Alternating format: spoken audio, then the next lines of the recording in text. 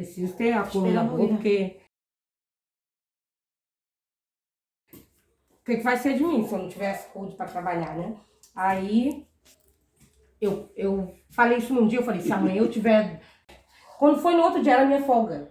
Aí, quando eu levantei no outro dia, eu não tava sentindo nada. Aí, eu não tava acreditando. Eu falei, duvido, quando você fica duvidando, né? E pronto, fiquei boa, não fui mais no médico, tá? Eu conversei com Deus. Viu? Aí. Deus é misericordioso. Olá, pessoal. Olá, queridos, né? Assim como eu falo no meu canal. Estamos aqui, eu e minha irmã, Nenê. Bom dia, gente.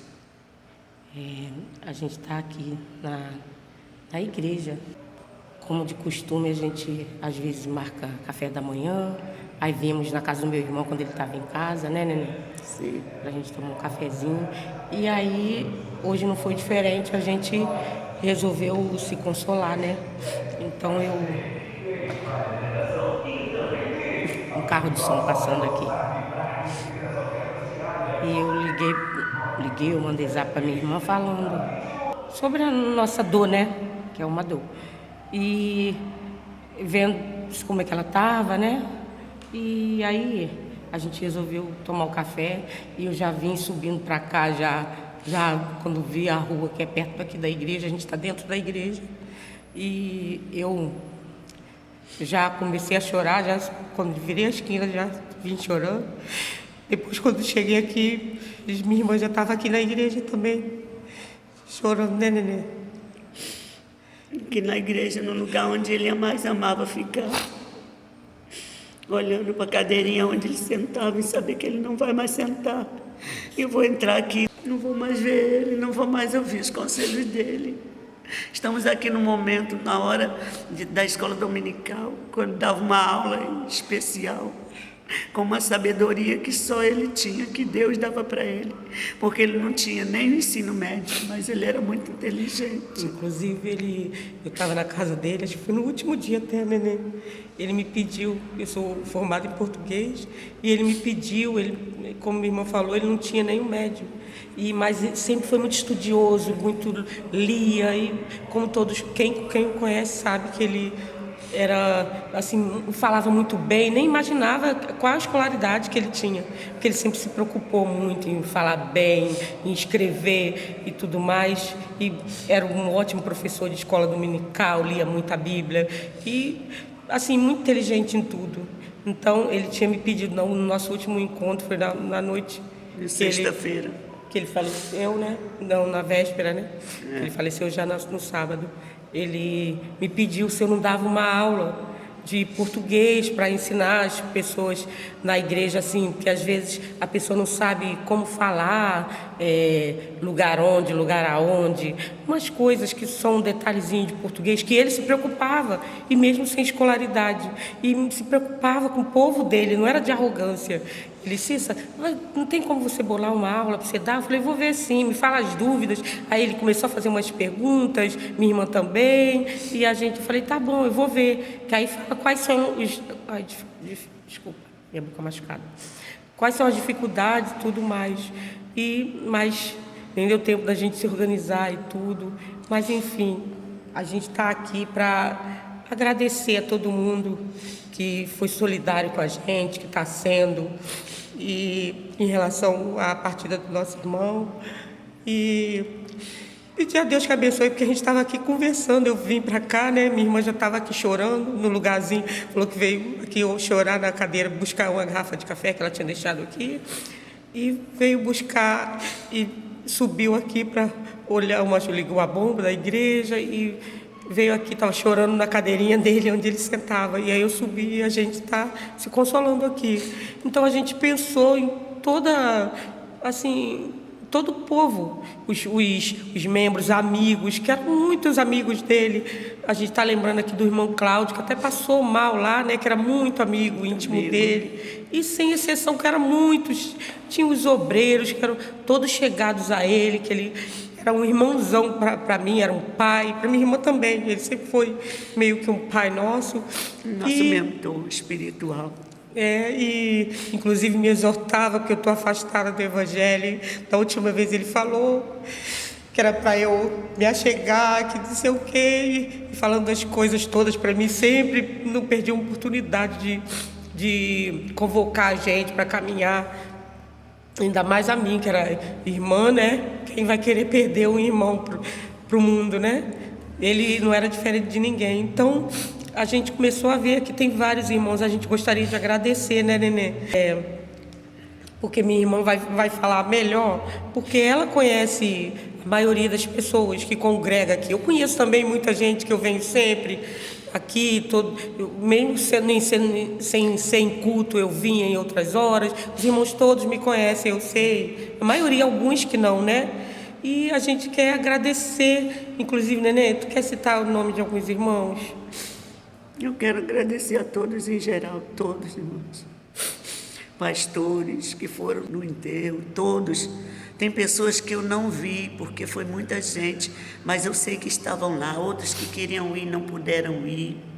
Nós fizemos de tudo para trazer o funeral aqui para a igreja, até porque tem gente que não podia se locomover até lá, mas não foi possível. Quero me desculpar por isso e quero agradecer aqueles que não puderam ir, mas que queriam ir, aqueles que estão conosco, se compadecendo do nosso momento difícil, frágil que estamos vivendo, mas nós queremos agradecer.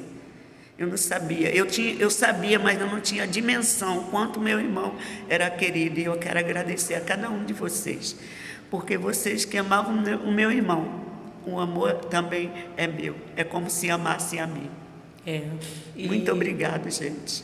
Continue nos ajudando, dando força para a nossa pastora de Norá, o nosso vice-presidente, pastor Geraldo. Eu quero agradecer pela vida dele, da família dele, que o Senhor trouxe ele de Pernambuco, exatamente para estar aqui ao lado do pastor.